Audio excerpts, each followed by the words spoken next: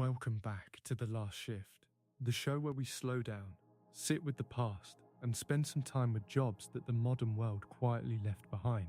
Jobs that once defined entire lives, entire families, entire city streets, and then, one day, simply weren't needed anymore. Tonight, we're going back several centuries. We're going to the cold, grey mornings of old London, to the narrow cobblestone alleys of medieval European cities, to the rooftops and the soot-covered skies of a world that ran on fire.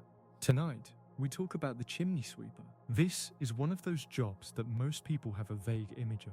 Maybe it's a cheerful soot-faced man dancing on a rooftop in a black top hat, singing alongside Julie Andrews. Maybe it's a darker image, a small, frail child disappearing into a narrow tunnel of brick and darkness. Both of those images are true in their own way. And tonight, we're going to explore both of them and everything in between. So settle in. This is a long story. It starts long before the chimney sweeper ever picked up a brush. And it starts with something far more fundamental than soot. It starts with fire. For most of human history, fire was the center of domestic life. It kept people warm, cooked their food, dried their clothes, and pushed back the darkness of the night. But for thousands of years, the question of where the smoke from that fire should go was not a particularly sophisticated one. The answer was simply up and out wherever it can find a way. In the earliest human dwellings, the roundhouses of the Bronze Age, the longhouses of medieval Scandinavia, the thatched huts of early medieval England, the hearth sat in the middle of the room. Smoke rose toward the ceiling and escaped through a hole in the roof, or through gaps in the thatch, or through the cracks between timbers. It wasn't elegant and it wasn't clean, but it worked. The entire interior of a home would gradually become blackened with soot, the timbers stained dark, the air permanently hazy, eyes watered. Lungs were never quite right, but people adapted, because people always adapt. There was a kind of primitive logic to the central hearth. The smoke, while irritating, acted as a natural pest repellent. Insects avoided soot-darkened timbers. Stored meats hung from the rafters were passively smoked and preserved. The arrangement, however crude, made a kind of accidental sense. But as society became more complex, as buildings grew taller, and as people began to share walls, as the first true urban settlements emerged in places like Rome, in Constantinople, in the walled cities of medieval Europe, the central open hearth became increasingly impractical. The smoke that had once drifted harmlessly through the countryside became a suffocating presence in cramped quarters, and the fire risk of having open flames in buildings that sat touching one another, wall to wall, roof to roof, that risk was catastrophic. Something had to change. The chimney, as we understand it, a contained vertical shaft that directs smoke away from the interior of a building and releases it into the open air above the rooftop, is not ancient. It is, by the timeline of human history, a relatively recent invention, and its development was gradual rather than sudden. The earliest versions of something resembling a chimney appeared in parts of northern and central Europe, likely sometime in the 11th and 12th centuries, in the castles and manor houses of Northern England, in the stone fortresses of France and Germany. Rudimentary hoods and flues began to appear above fireplaces, set into walls rather than in the centre of rooms. These were clumsy engineering solutions at first, barely more than holes in the wall with a slanted hood above the fire to catch some of the smoke. But they represented a fundamental shift in thinking. The fireplace had moved to the wall. The smoke had been given its own dedicated path. By the 12th century, references to proper chimney structures appear with increasing frequency in written records across Western Europe. In Venice, a city built extraordinarily dense and always acutely aware of fire risk, city authorities were regulating chimneys as early as the late 12th century.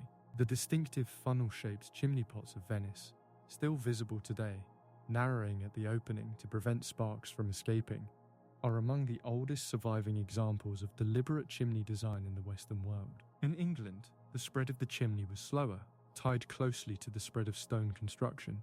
Timber-framed buildings, which dominated English domestic architecture throughout the medieval period, were harder to retrofit with true chimneys. A stone chimney stack required a proper foundation, a certain weight-bearing structure. It was not the kind of thing you casually added to a half-timbered house built on soft earth. And so, for much of the medieval period in England, the chimney remained a luxury of the wealthy. Castles had them, monasteries had them, grand manor houses had them. It was not until the 14th and 15th centuries that chimneys became truly common in English homes. And even then, the process was uneven and slow. Tudor England, the England of the 1500s, saw an explosion of chimney building. Contemporary writers from this period actually noted, with a kind of wonder, how rapidly the landscape had changed. William Harrison, writing in the 1570s, observed that older men in his village remembered a time when their village had only 2 or 3 chimneys, and now nearly every house had one. He called it one of the great changes of his age. Partly it was prosperity. The Tudor period brought relative stability and growing wealth to a broader section of English society, and people could afford to improve their homes. Partly it was fashion. The wealthy built chimneys, so those aspiring to wealth built chimneys. And partly it was practicality. By the Tudor period, England's forests had been shrinking for centuries. Wood, the primary domestic fuel for most of history, was becoming scarcer and more expensive in many parts of the country, and this brought people toward a different fuel entirely. Coal had been known and used in England for centuries. The Romans, during their occupation, had mined and burned coal in certain regions. But coal was, for a long time, considered an inferior, unpleasant fuel. It smelled. It produced a thick, dark, acrid smoke. It left behind a residue, coke, clinker, and enormous quantities of soot that wood simply did not produce in comparable amounts. For cooking, coal was problematic because it imparted a flavour to food. For heating, it was tolerated more readily, but the smoke it generated was something else entirely. Nevertheless, as wood grew expensive, coal grew popular. By the late 16th century, coal was being transported by sea from the mines of Newcastle in the northeast of England down to London and other southern cities in increasing quantities. The ships that carried this cargo gave coal one of its early nicknames in England, sea coal. London, sitting at the mouth of the Thames and easily accessible by sea, became the primary market. By the early 17th century, London was burning coal on a scale that contemporary observers found astonishing and deeply alarming. John Evelyn, the diarist and writer, published a pamphlet in 1661 called Fumi Fugium, in which he described London's atmosphere in words that read to modern eyes almost like an environmental report. He wrote of the city enveloped in such clouds of smoke and soot that it was sometimes impossible to see across a street. He described the blackening of buildings, the irritation of lungs, the contamination of food and fabric. He proposed radical solutions, moving all coal-burning industries outside the city, planting fragrant gardens along the walls. Needless to say, London did not follow his advice. The coal kept burning, and with all that coal burning came soot. Enormous, relentless, dangerous quantities of soot. Unlike wood ash, which is relatively light and disperses fairly easily, the soot produced by coal combustion is dense, sticky, and adhesive. It clings to surfaces with remarkable tenacity, and inside a chimney flue, those narrow vertical passages of brick and mortar through which the smoke is meant to travel upward, this soot accumulates steadily over time. Each fire, each burning of coal leaves behind a thin layer of residue on the inner surface of the flue. Over weeks and months, those thin layers become thick ones. Over years, they can narrow the inside diameter of a flue significantly, and a flue choked with soot is not merely inefficient, it is dangerous. Accumulated soot is combustible. When a chimney flue becomes heavily coated with soot and the fire burns hot enough, that soot can ignite. A chimney fire burns at extraordinarily high temperatures, in some cases exceeding 1,000 degrees Celsius. It can crack the mortar between the bricks, destroy the structural integrity of the chimney, and spread fire to the wooden joists and beams that run through the walls of the house beside it. In a city like London, where houses were packed tightly together, sharing walls, built of timber and thatch, a chimney fire could spread from one structure to the next with terrifying speed.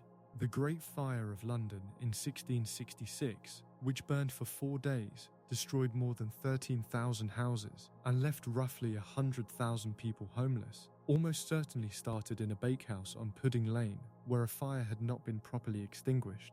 But chimney fires were a constant perpetual hazard in the city, and in the rebuilding that followed the Great Conflagration, strict new building codes were imposed. Chimneys had to be built to certain specifications. Walls had to be of minimum thicknesses. Fire breaks had to be incorporated into the design of new streets and new buildings. These new chimneys, and the older ones that remained, had to be maintained. They had to be cleaned. And somebody had to do that cleaning. The earliest chimney sweepers were largely self-sufficient, homeowners, servants, or tradesmen who cleaned their own flues using whatever tools were at hand. Bundles of brushwood dragged up through the chimney from below, or weighted cloths lowered down from above, or simply the brute application of a long-handled broom. These were the primitive methods of early chimney maintenance. They were ineffective, messy, and sometimes dangerous, but they were all that existed. As chimneys became more complex in their architecture, as buildings grew taller, as flues were angled and bent to accommodate multiple fireplaces in the same chimney stack, as the internal dimensions of flues shrank, these rough methods became increasingly inadequate. The soot packed into the bends and corners of a complicated flue system could not be dislodged by a weighted cloth or a wooden brush handle. It required something more. It required someone to go inside. The practice of sending a person, almost always a child, physically up into the interior of a chimney flue to scrape and sweep the accumulated soot from its inner walls is, to the modern mind, almost incomprehensible. But it was, for roughly 200 years, considered perfectly normal. It was considered a trade, with its own hierarchy, its own customs, its own terminology and tools. It was considered, by those who practiced it and those who employed it, as a practical solution to a practical problem. The trade of the chimney sweep, as a recognised paid profession in England, begins to take clear shape in the mid to late 17th century, in the decades following the Great Fire and the building boom that followed it. By the early 18th century, chimney sweeps were a familiar and established presence in the cities and towns of Britain. They walked the streets in the early morning hours, calling out to householders that their services were available. They had their tools, their scrapers, their small scoops, their bags and buckets for collecting soot. They had their distinctive appearance, black with soot from head to toe, their faces barely recognisable beneath the grime, their clothes permanently, deeply stained in a way that no washing could ever fully undo. They had, in other words, a profession, and that profession had a very particular labour supply at its heart. The children who climbed the chimneys of Georgian and Victorian Britain are perhaps the most haunting element of this whole story. They were known as climbing boys, or, in the terminology of the trade, as apprentices, though their apprenticeship bore almost no resemblance to what that word suggests. They were young, extraordinarily, often heartbreakingly young. While legislation passed in later years would attempt to set minimum ages, in the unregulated decades of the 18th century, the climbing boys began their working lives as young as 4 or 5 years old. The average age at which a child might be taken on as a climbing boy was somewhere between 5 and 8. Though many accounts describe children even younger being put to work in the flues. Why so young? The answer is purely architectural and grimly practical. The internal dimensions of a chimney flue in a typical 18th century townhouse were very small, some measured as little as 9 inches by 9 inches in cross-section, a space so confined that an adult could not have entered it even if they had wished to. A slightly older child, perhaps 12 or 13, might have grown too large for the narrower flues. The ideal climbing boy was small, lean, and young enough not to have developed the breadth of shoulder that would make navigation of the tightest passages impossible. These children came predominantly from 2 sources. Many were orphans, children whose parents had died and who had ended up in the custody of the parish workhouse system. The workhouse, that grim institution of last resort for England's poor, was perpetually overcrowded and perpetually underfunded. Parish overseers were often only too happy to enter into agreements with master chimney sweeps to hand over boys as apprentices. The paperwork would be drawn up, a small sum of money might change hands, and a child, sometimes as young as 4 or 5, sometimes old enough to understand what was happening but too frightened or too powerless to resist, would go home with the sweep. The other source was the children of the very poor, a family living in desperate poverty in the rookeries and slums of London or Birmingham or Manchester, a family where hunger was a daily reality, and where the income of another labouring body, however small the body and however meagre the income, might make the difference between eating and going without. Such families might voluntarily hand their children over to a master sweep. In some cases, A small upfront payment was made to the parents. In others, it was simply the promise of one less mouth to feed and one more set of hands contributing to the household survival. Girls were also used as climbing children, though far less commonly than boys. The records are sparser on this, and the practice seems to have been somewhat more geographically localized, but historians have documented cases of girl climbing children in various parts of Britain. Once a child entered the service of a master sweep, their life changed entirely, and not for the better. The master chimney sweep sat at the top of a very small, very dark pyramid. He, and it was almost always a he, was typically a man who had himself come up through the trade, having been a climbing boy in his own youth, or who had purchased or inherited a sweep's route and customer list from another master. The master sweep was a businessman. He had territories, specific neighbourhoods, specific streets, specific houses whose chimneys he was contracted to clean on a regular basis. He had tools, a cart in some cases, and most importantly, he had his climbing boys. The boys were his primary instrument of labour, and they were also, in a very direct sense, his property for the duration of their indenture. The master sweep's day was an economic one. He knew which chimneys in his territory needed cleaning, and roughly how long each one would take. He set his prices, and those prices varied considerably depending on the complexity of the job, the size of the house, and the reputation of the sweep himself. A sweep with a long-standing relationship with a wealthy household on a fashionable street could command better prices than a sweep working the poorer districts. But the climbing boys did the physical labour, and the climbing boys saw very little of whatever money was earned. Some master sweeps were not physically brutal to their children, and the evidence suggests that in some cases genuine bonds formed, something resembling, in a distorted and deeply unequal way, a quasi-paternal relationship. But many master sweeps were harsh. The work of motivating a terrified child to climb into a narrow, dark, hot, sooty tunnel required, in the hands of the less conscientious master sweeps, the application of fear. Children who hesitated at the entrance to a flue might be pushed in. Children who froze inside a flue might have their feet pricked with a pin or held over a small fire lit below to encourage their upward progress. Some former climbing boys, interviewed in later years by parliamentary reformers, described these methods matter-of-factly, not as exceptional cruelties, but as routine aspects of the training process. What the climbing boy actually did inside the chimney was technically quite specific. He was not simply climbing for the sake of climbing. He had a job to do, and the job required both physical effort and a certain learned technique.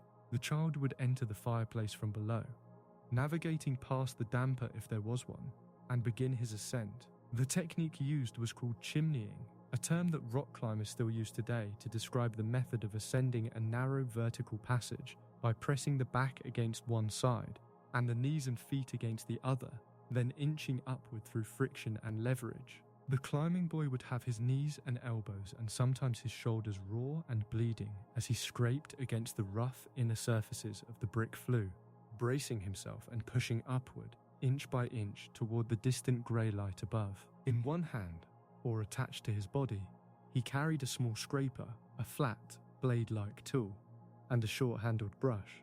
As he climbed, he scraped the accumulated soot from the inner walls of the flue, dislodging it so that it fell downward, back into the fireplace below.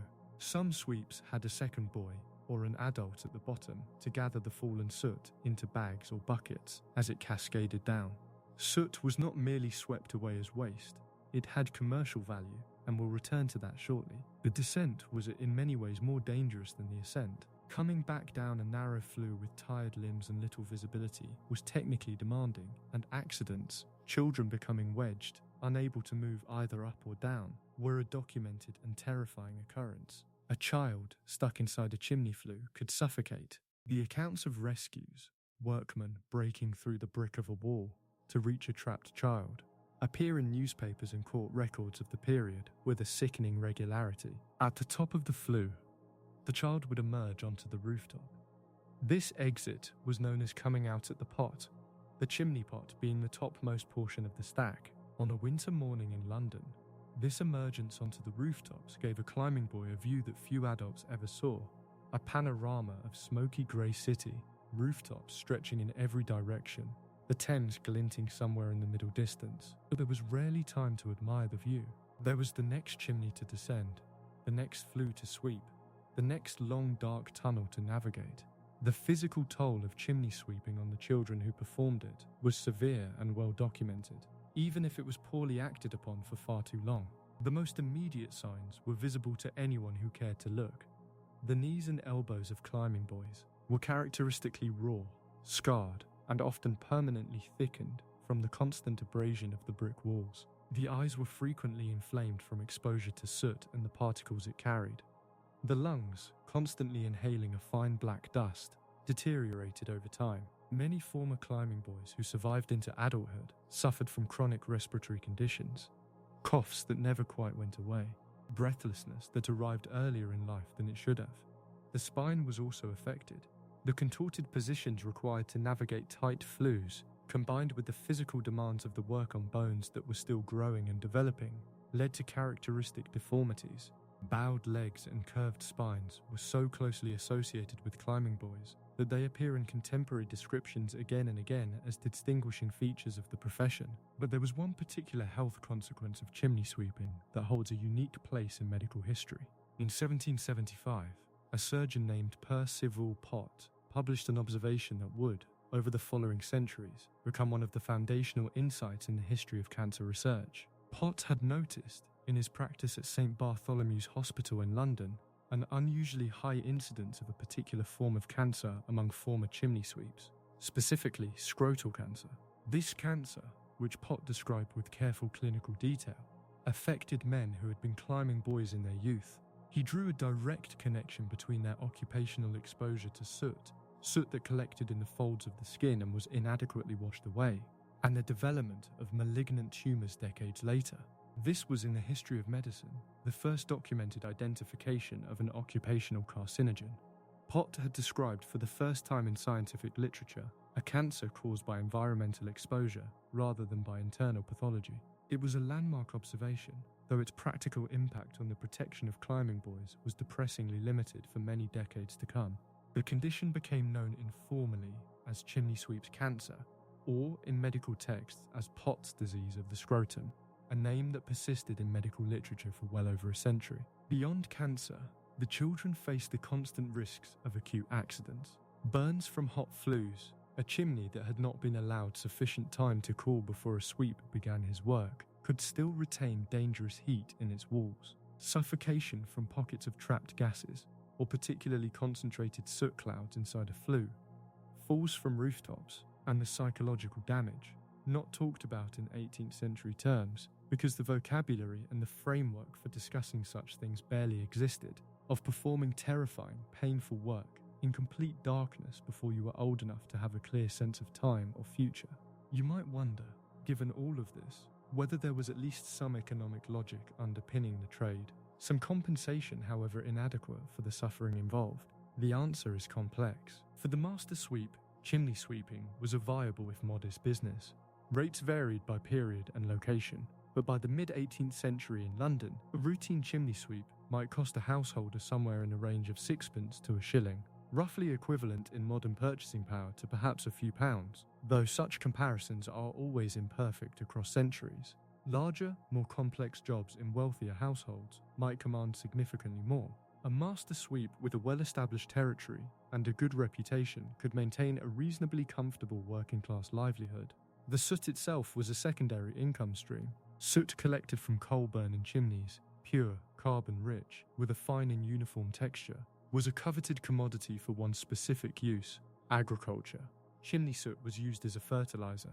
It was rich in nitrogen, and farmers and market gardeners were willing to pay for it in bulk. The bags of soot collected from a day's worth of sweeping could be sold to agricultural merchants, and this additional income was not insignificant. Some master sweeps in busy seasons could find their soot profits contributing meaningfully to their overall earnings. The climbing boys, however, saw almost none of this money. Under the apprenticeship system, which was in practice closer to indenture, the child's labour belonged entirely to the master sweep for the duration of the agreement. They were housed by the master, though the housing was typically a cellar or outbuilding, shared with the soot bags and tools of the trade. They were fed by the master, though the diet was minimal and nutritionally poor. They were clothed by the master, and the clothing consisted essentially of the blackened, soot-encrusted smock that served as their working uniform, and often their only garment. Some climbing boys received no monetary payment whatsoever. Others received tiny sums, a penny here, perhaps an occasional small coin given by a sympathetic householder at the end of a job. But these were exceptional rather than standard. It is difficult to overstate how economically powerless these children were. They had nothing, no savings, no legal recourse worth speaking of, no family, in many cases, to appeal to. They were, functionally, a captive labour force, small enough to fit into small spaces, cheap enough to replace if one suffered an accident. For all its darkness, the chimney sweeping trade had a public cultural dimension that was, on the surface at least, almost festive. May Day, the 1st of May, was the great annual holiday of the chimney sweeps. On this day, the sweeps of London and other cities did not work. Instead, they took to the streets in a celebration that was distinctly their own, loud, exuberant, and to outside observers, utterly bizarre. The centerpiece of the May Day sweep celebration was a character known as Jack in the Green. This was a figure, typically a sweep's climbing boy, or sometimes an adult sweep, enclosed within a wooden framework thickly covered with live foliage and greenery, usually holly, ivy, and young spring leaves. The Jack in the Green would move through the streets, barely visible inside his living cage of branches, accompanied by fellow sweeps dancing and playing music and collecting money from onlookers. The origins of Jack in the Green are debated by historians and folklorists, and they extend back into older May Day customs and the figure of the Green Man, that ancient European symbol of nature's renewal. But by the 18th century, Jack in the Green had become inextricably identified with the chimney sweeps, and their May Day procession was one of the great free spectacles of the London calendar. The sweeps on May Day would cover themselves not in their usual black soot, but would add coloured ribbons and flowers. The climbing boys, normally a pitiful sight in the eyes of casual observers, would dance and tumble and perform acrobatic tricks that their life in the flues had made them remarkably capable of. Crowds would gather, money would be thrown, and the sweeps would pocket whatever was given. It was one day in the year when the chimney sweep was not at the margins of society but at its centre, a performer, a figure of public attention. The other great cultural tradition associated with the chimney sweep was the superstition of luck. Across Britain and much of Northern Europe, the chimney sweep became associated with good fortune. To see a sweep on the way to your wedding was considered auspicious. In many parts of England, the tradition developed that a bride who encountered a chimney sweep on her wedding day should receive a kiss from him, and this, rather than being considered an impertinence, was welcomed as a blessing. King George II of England was said to have been startled by a chimney sweep while out riding, and his horse bolted. But the king was unharmed, and the incident was interpreted as the sweep having brought him good fortune. This association of the chimney sweeper with luck persisted well into the 20th century, and in some places continues today. The exact origins of the superstition are unclear, but it likely has something to do with the chimney's association with the hearth, the centre of domestic life, and the sweep's role in maintaining it safely. In Germany, the chimney sweep became an even more formalised symbol of luck. The German word Schornsteinfeger, chimney sweeper, came to be associated with New Year's luck, and small figurines of chimney sweeps, usually carrying their brushes and wearing their distinctive top hats, became common as New Year's gifts and good luck charms. They remain popular to this day. In Denmark and Sweden, similar traditions exist. The conditions endured by climbing boys did not go unnoticed. They were noticed and documented and pleaded about and argued over for well over 100 years before anything of substance was done to change them. The story of chimney sweep reform is, in its own way, as significant a story as the trade itself, because it maps the gradual development of something that the 18th century barely had a concept of, the rights of a child. One of the earliest prominent voices raised on behalf of climbing boys was Jonas Hanway, a merchant and philanthropist who is perhaps today best remembered as the man who popularised the umbrella in England. Hanway had a broad humanitarian interest in the welfare of London's poor, and in the 1770s he turned his attention to climbing boys. He wrote about them, lobbied on their behalf, and pushed for regulation. His efforts contributed to the first piece of legislation ever enacted specifically to protect climbing boys, the Chimney Sweepers Act of 1788. On paper, the 1788 Act looked like a meaningful protection, It stipulated that climbing boys had to be at least 8 years old before they could be employed.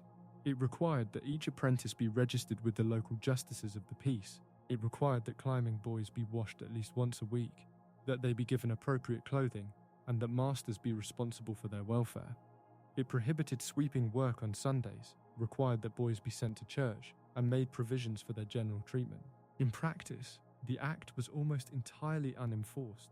There were no mechanisms, no inspectors, no systematic oversight. Master sweeps who violated its terms were rarely prosecuted. Children below the age of 8 continued to be employed throughout the country.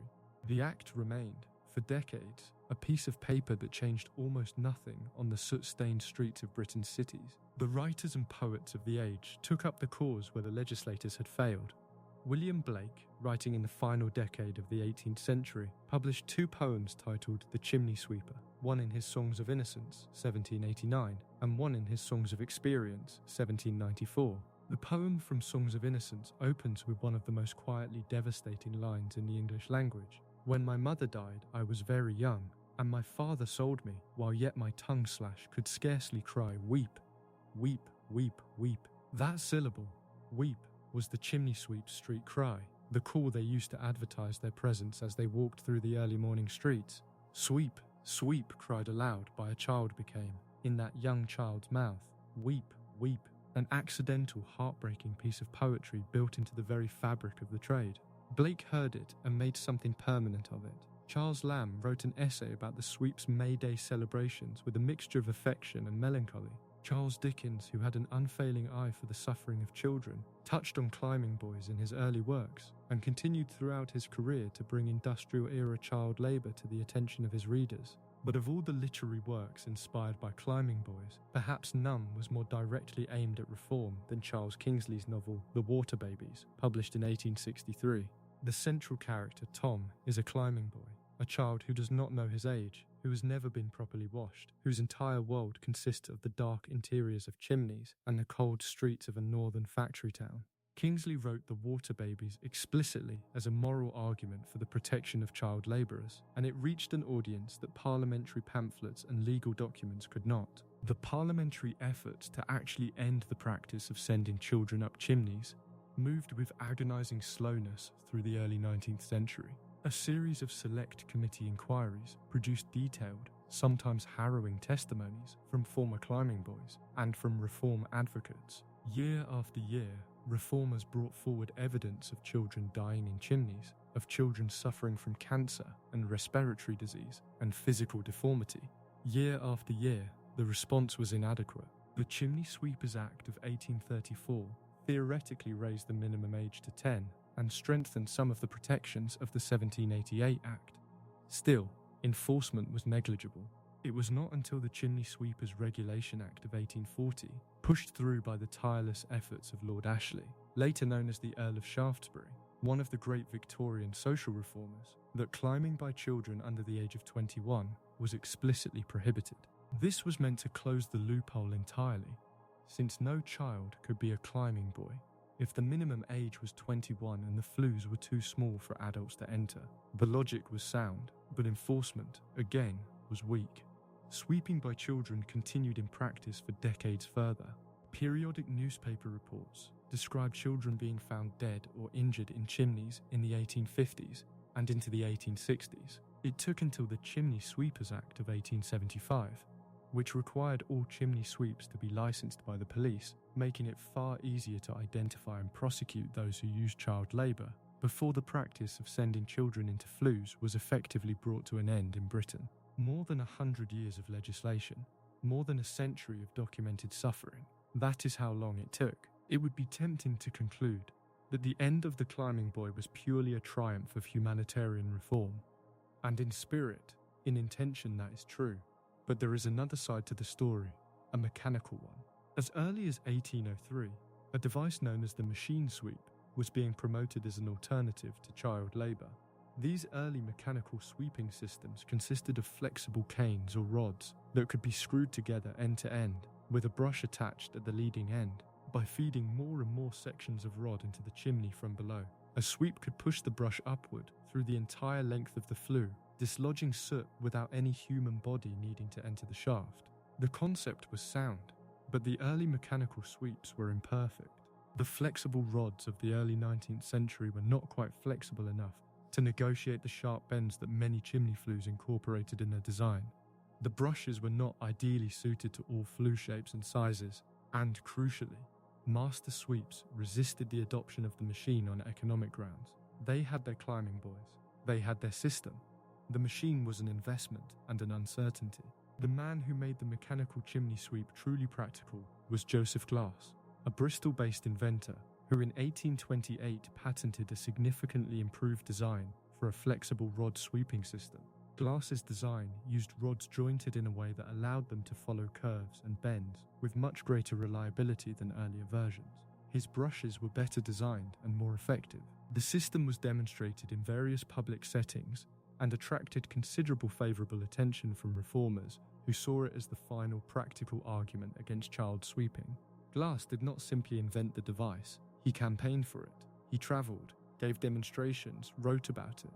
The House of Commons was among the audiences that witnessed demonstrations of his mechanical sweep working effectively in real chimney flues. This helped build the case in Parliament that there was simply no practical necessity for child sweeping anymore.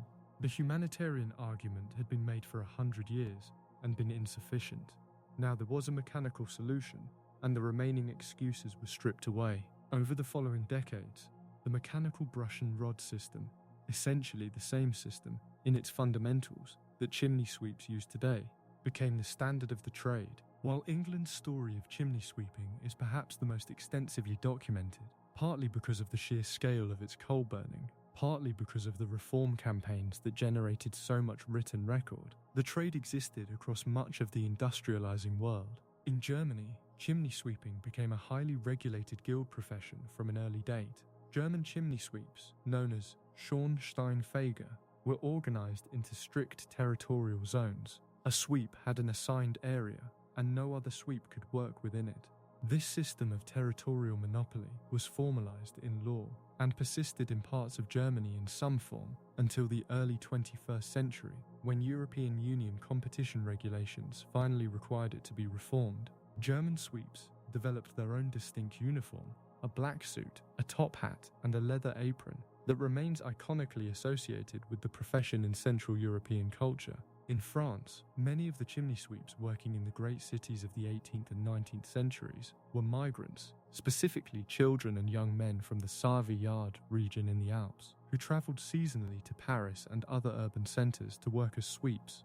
These Savoyard sweeps became such a recognisable presence in French cities that the word Savoyard became nearly synonymous with chimney sweep in French usage. Jean Valjean, in Victor Hugo's Les Miserables, considers disguising himself as a chimney sweep precisely because of how common and unremarkable a sight they were on the streets of Paris.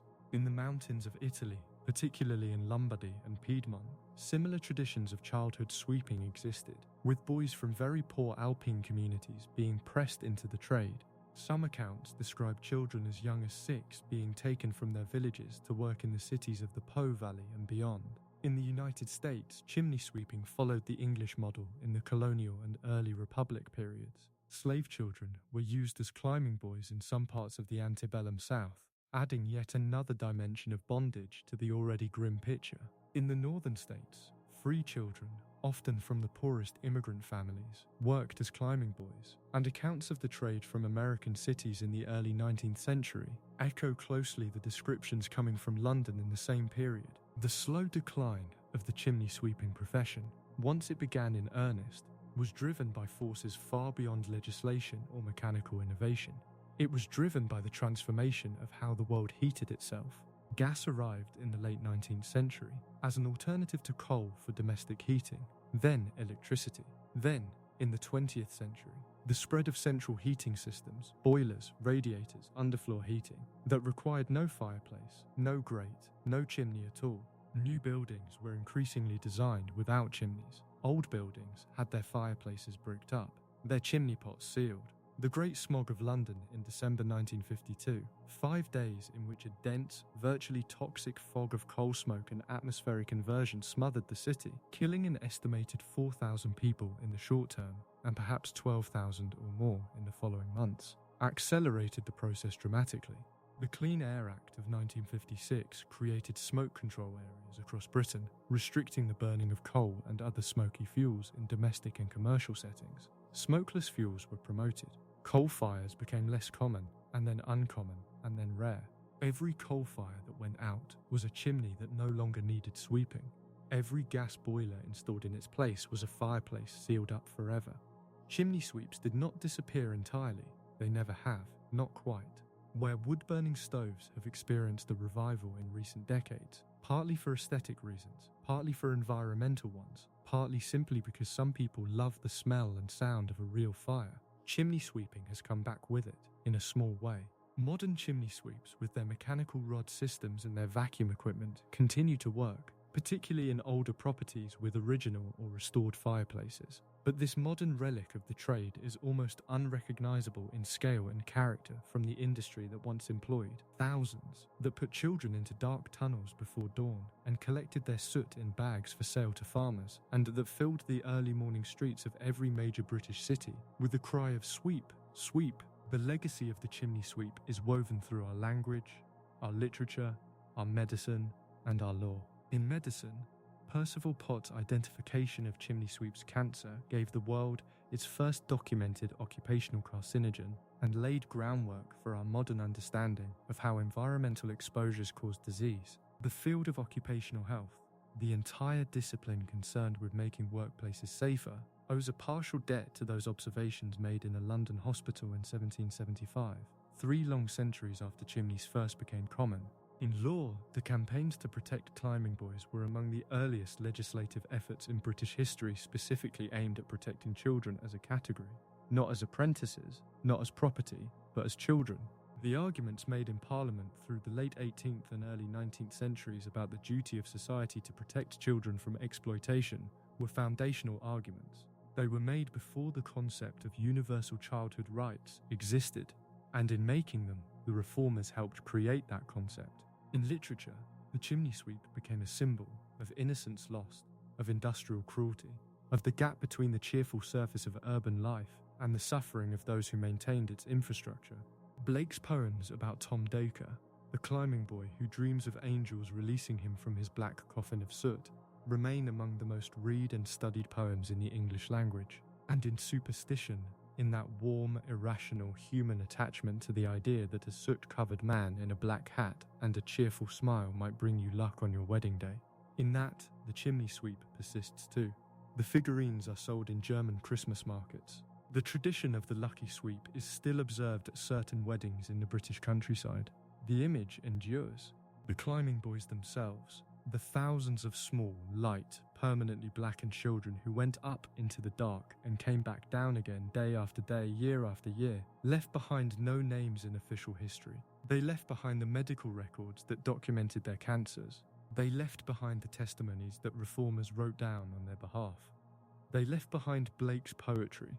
They did their work in darkness, and they were forgotten in daylight, but they were there.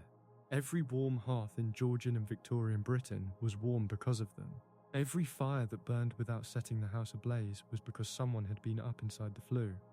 The least we can do is remember it. And now, we slow down. We let the history rest where it belongs, in the past, settled and still. And we step into something quieter, something smaller. We step into a single ordinary day, one shift, one set of hands, one man and his work, and the slow, unhurried rhythm of a morning that the world has long since forgotten. You don't need to follow every word. You don't need to hold on to anything. Just let it come to you gently, like the sound of a fire settling in a grate, like the soft fall of ash. Just listen. I wake before the light does. This is simply the way of it. The body learns, after enough years, to open its eyes at the right hour without being asked. There is no sudden jolt to it, no sharp awakening. The darkness simply becomes something I am aware of rather than something I am lost inside, and I lie still for a moment and I let myself arrive at the day slowly, without hurry. The room is small. I know its dimensions the way I know the dimensions of my own hands, without having to think about it. The ceiling is low, and the single window is narrow, and the glass is cold this morning. I can tell from where I lie, because there is a faint misting at the edges of the pane where the warmth meets the cold outside. I can hear the building around me settling. Old timber, old stone, the kind of quiet creaking that old buildings make when the temperature shifts in the small hours. A sound that is not alarming but simply present, like breathing, like the building itself is resting. I stay still for a little while longer. There is no reason to rush. The city is not awake yet, and my work does not begin until I arrive at it, and I have learnt it slowly and over many years, that there is a particular quality to these moments before the day begins, a kind of softness to them, a held breath. I have learnt to value this. The blanket is heavy.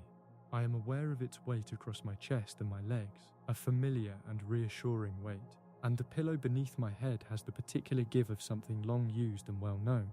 I close my eyes again for just a moment, not to sleep, but simply to let the last of the night move through me. Then, slowly, I rise. I dress in the dark, and I do not need a candle for it. Each piece of clothing is where I left it the night before. This is one of the small disciplines of the trade. Order, consistency, a place for everything. My trousers are thick, worn soft from years of washing, and I pull them on with easy familiarity. My shirt next. The linen a little rough against my skin at first, but warming quickly. My heavy coat. A dark coat, a working coat. Not a coat for Sunday or for company, but a coat that knows what it is and what it is for. I slip my arms into it and feel its familiar weight settle across my shoulders. I sit on the edge of the bed to pull on my boots. They are good boots, solid. I have had them a long time, and I take good care of them, and they take good care of me in return. The laces I tie slowly and firmly, not tight enough to be uncomfortable, but close enough to be sure. I do not rush this. There is no reason to rush. My hat is on the hook by the door, a black hat, brimmed and rounded, the kind that has become so associated with my trade that people recognize what a man does for his living before he has even spoken a word. I take it from the hook and settle it onto my head, and in doing so I become, in some quiet, internal way, the sweep. My tools are by the door. I have prepared them the evening before, as I always do. The brushes, several of them, different sizes to suit different flues, are bundled together neatly, their bristles coarse and dense, darkened with the work of many hundreds of chimneys, but still firm and effective. The rods are stacked in their sack. A separate bag, heavy canvas, takes the soot as it falls, and there is a small tin of lanolin for the hands, and a length of good rope, and a folded cloth for the hearthstone. I pick up the bundle, and I feel its familiar weight shift in my arms, and I open the door to the street. The air outside is cold, not a biting cold, but a steady, even, settled cold, the kind that belongs to the very early morning in autumn, when the warmth of summer has been given back to the sky. I breathe it in slowly, and it fills my chest cleanly, and I breathe it out again in a small cloud of vapor that drifts softly upward and is gone. The street is empty. This is the hour that belongs entirely to those of us who work before the world wakes. The bakers are in their bakeries. The lightmen are putting out the last of the gas lamps along the main roads. And the sweeps, my kind, my trade, are stepping out into the dark, making their way toward the first house. I walk at an easy pace. There is a particular sound that this city makes at this hour, different from any other hour. A low, distant hum of something that is not quite silence, but is very close to it. A cart somewhere, far away, its wheels on the stone. A single bird, beginning tentatively, as if testing whether the morning is ready. The sky above me is that particular shade of deep blue that comes just before dawn, begins to suggest itself. Not black anymore, but not yet grey. It is a colour I know well. I have walked under it more mornings than I can count. There is something in it that I have always found deeply settling. The way the sky at that hour seems close and still and immense all at once. The first house of the morning is on a long, wide street of terraced townhouses whose chimneys I have known for many years now. I know each of them. Which ones run straight and clean? Which ones have that awkward bend just above the second floor? Which ones tend to collect soot more quickly because of the wind? I come to the door of the house and I knock. Not loudly. 3 measured taps. The household knows I am coming. We have a standing arrangement, the housekeeper and I. She is awake when I arrive, and the door opens after only a moment, and the warmth from inside the hallway comes out to meet me in a soft and gentle exhale. She leads me through the hall to the parlour where the main fireplace stands. It has been cold and empty since yesterday evening. The grate is clean of ash. The housemaid has already seen to that, so the sweep can work without obstruction. The fireplace is a good one, wide-mouthed and neatly faced in marble tile. Above the mantelpiece, a small clock ticks without urgency. The room smells of cold stone and the faint ghost of old fires. I set down my bundle and I take in the fireplace with a slow, practiced look. I lift my eyes to the opening above the grate and I look upward into the flue, a dark column receding upward. I can feel the gentle draw of it, the subtle pull of cool air moving upward through the shaft, a faint and consistent breathing that every chimney does when the fire is unlit. I begin laying my cloth on the hearthstone, smoothing it out carefully at the corners so it lies flat. This cloth catches the soot as it falls. I take my time doing this. I am particular about it. There is a certain satisfaction in doing the preparatory things well, in giving the small details their proper attention before the main work begins. Then I select the first of my brushes, a wide one, good for a broad flue, and I begin attaching the first section of rod. There is a sound to this work that I have heard so many thousands of times that it has become, for me, as natural and as unremarkable as the sound of rain. The brush enters the flue, and the rod extends upward, section by section, and the bristles make their circular, sweeping contact with the inner walls of the chimney. It is a steady, rhythmic, papery sound, like the turning of many pages at once, like the brushing of a soft but deliberate hand across a rough surface. It is not a loud sound. It never is. It is contained, internal, focused entirely within the narrow channel of the chimney shaft. I work methodically. There is no other way. Each section of rod is added slowly, and the brush is worked in short, smooth strokes, up and then down, before the next section is added and the reach extends a little further. I have a feel for it, built up over years, a sense of where the brush is inside the flue, a kind of reading of the resistance. When the rod moves freely and the sound is light, the surface is relatively clear. When the rod moves more heavily and the sound deepens into something denser, there is soot releasing itself from the walls and beginning its slow descent, and then it falls. The soot comes down in soft, irregular falls, sometimes a fine, drifting dust that settles like a gentle snowfall onto the waiting cloth, sometimes a larger release, a small sliding of compacted material that lands more heavily and spreads like a dark shadow across the white. I watch it fall without hurry. I continue to work the brush upward. The sound continues, steady and even, and the soot continues to come down, and the rhythm of the whole thing is deeply, particularly its own. I add another section of rod, and another. The brush is now perhaps halfway up the chimney.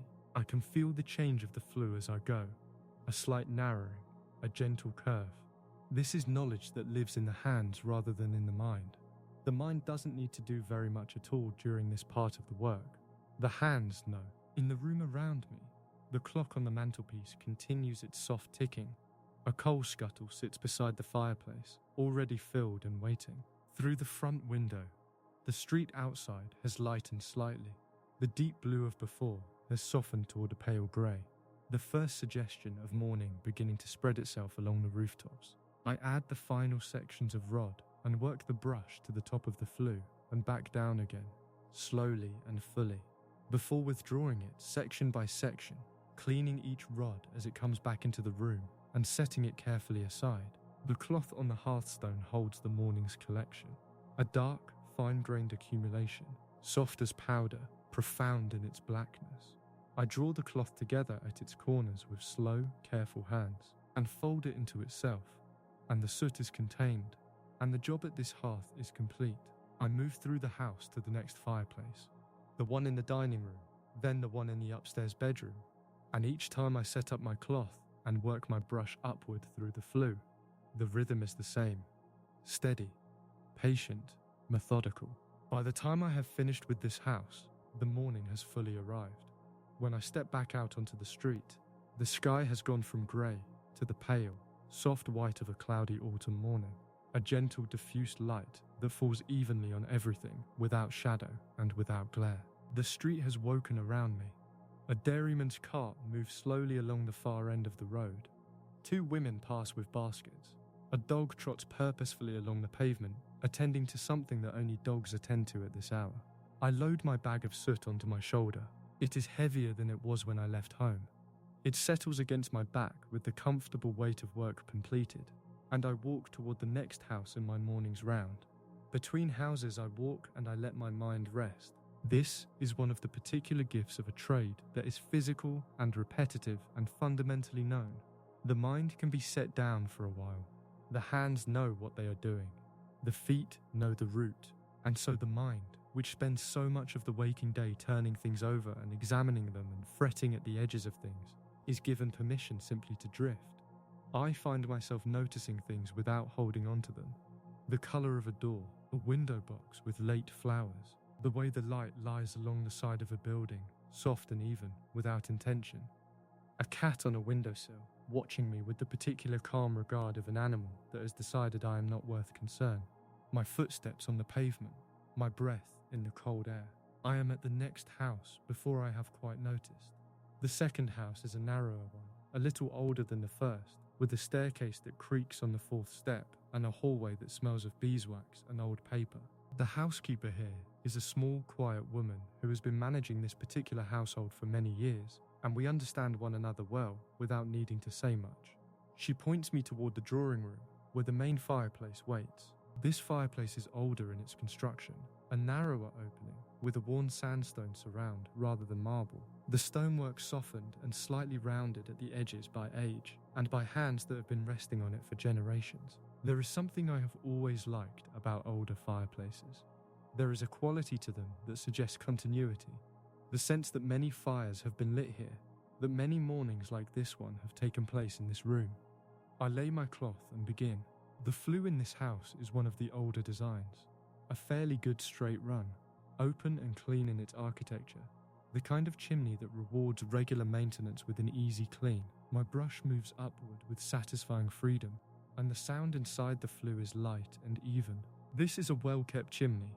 The soot that falls is fine and regular. It settles gently onto the cloth in a thin, dark layer. Above me, somewhere up in the brickwork, and then above the brickwork and out into the open air, the chimney pot sits against the sky. I think of it sometimes, the view from a chimney pot on a morning like this one, the long, pale expanse of rooftop, the city laid out in every direction, its chimneys rising like a quiet forest. I work my brush back down. I unscrew the sections of rod one by one, cleaning each one with the folded cloth I keep in my coat pocket, setting them aside. My hands are steady. My breathing is slow and even. In this room, which is quiet and still and lit by the soft indirect light of the morning sky, there is a particular quality of peace. I have worked in hundreds of rooms like this one, rooms that are simply themselves in the early morning, before the day has filled them with its activity and noise. Empty rooms, waiting rooms, rooms between one use and the next. I have always found them restful, in a way I would not easily put into words. There is something about a room before it is occupied. I fold my cloth and add this morning's soot to the bag and step back out into the hallway, and the woman shows me to the next fireplace without either of us needing to speak about it. By mid-morning, I have worked through several houses, and my bag is noticeably heavy, and my hands are black to the wrist in the particular way they always are. The soot works itself into the creases of the knuckles and the lines of the palms and around the base of the fingernails, a deep, fine staining that the lanolin helps with but never entirely prevents. I have accepted this. My hands are working hands. They look like it, and they are meant to. I stop in a small courtyard at the back of one of the houses, where I know there is a water pump, and I work the handle and rinse my hands in the cold, clean water that comes from it. I dry them on the cloth from my pocket. I stand in the courtyard for a moment, in the cold quiet of it, just standing, not moving, not thinking toward the next task. The stone walls are old and damp and slightly mossy, and a sparrow is working along the top of the wall some yards away, attending to its own small business. I eat the bread and cheese from my coat pocket slowly, leaning against the courtyard wall. The bread is dense and good. The cheese is sharp. The water from the pump was cold enough to be refreshing without being unpleasantly so. I eat without hurry. I look at the sparrow. I look at the square of pale sky visible above the courtyard walls. This is the middle of my day. The morning's work is behind me and the afternoon's work is ahead of me, and I am here in this small courtyard eating bread and cheese with blackened hands, and there is nothing at all troubling about any of it. When I am done, I fold the cloth and put it back in my pocket, and I shoulder the bag of soot and I walk back out onto the street. The afternoon moves differently than the morning. The morning has a particular quality of stillness and beginning to it. There is an energy in the early hours, even a quiet energy, the sense of the day opening. The afternoon is more settled. The light is different, lower, softer as the hours pass, a warmer quality to it even in autumn, a golden diffusion that makes the streets look almost gentle.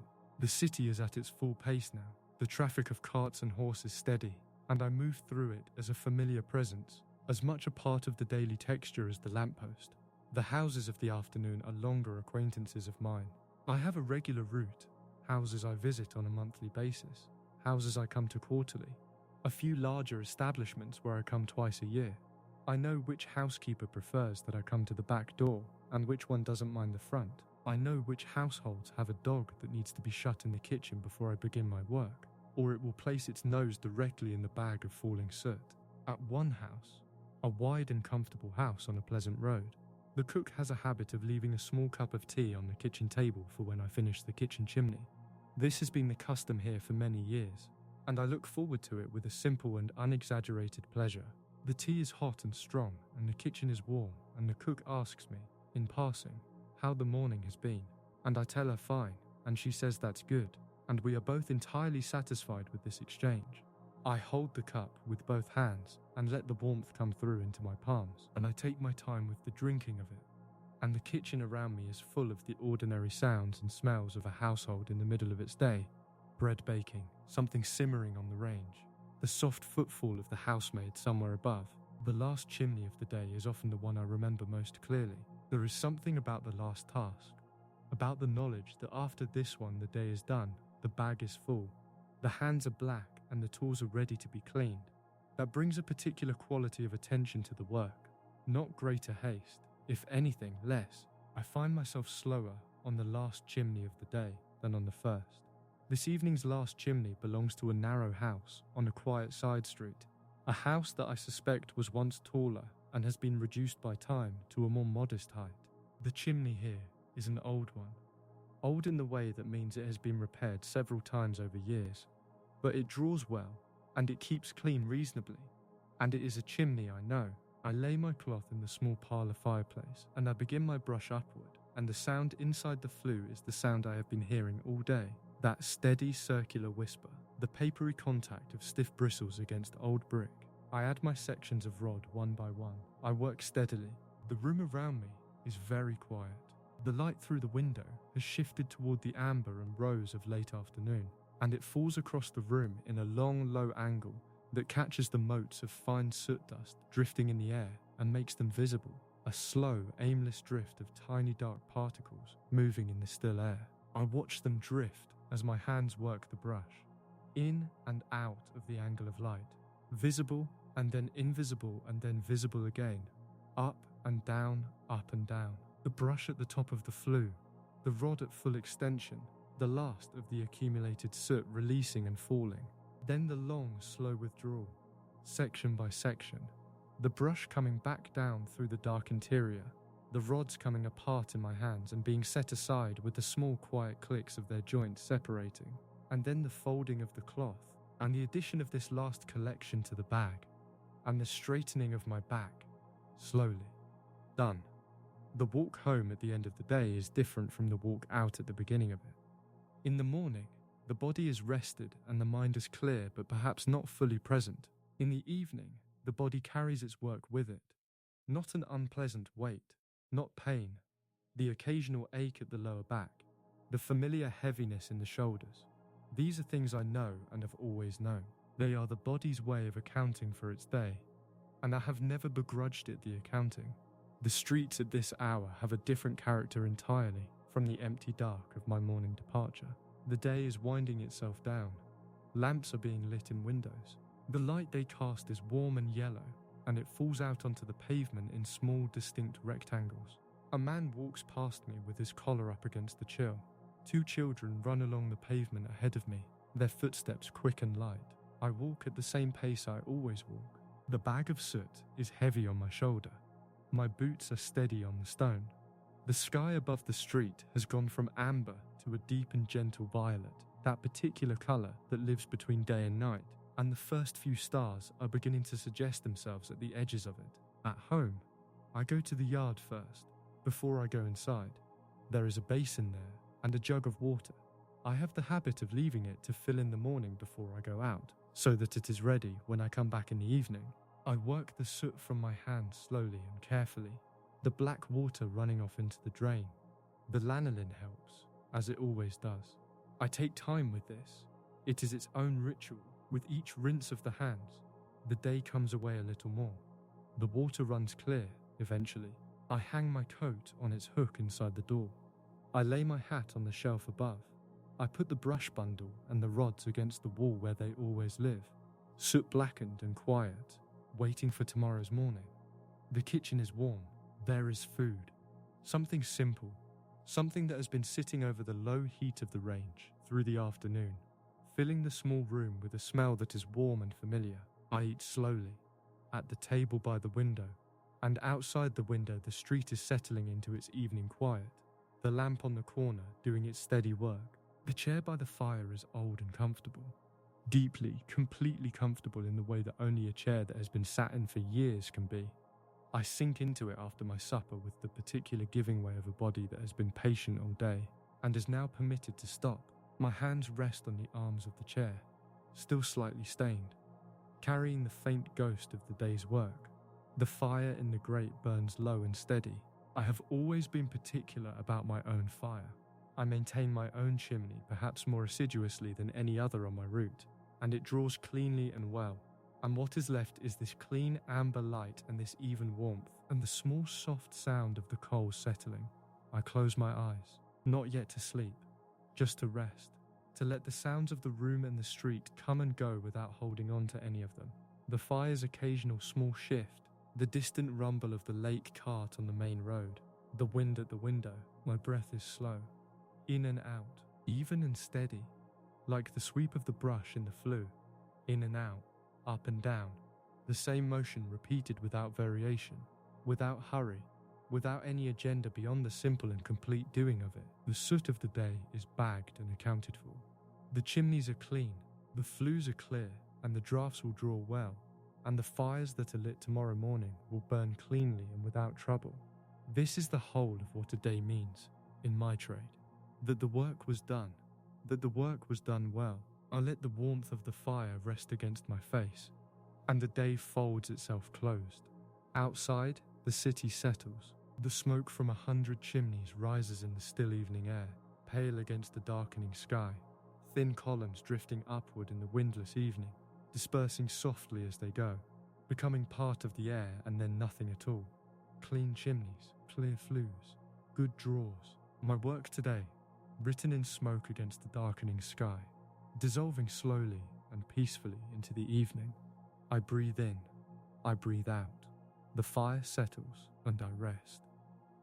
This has been the last shift.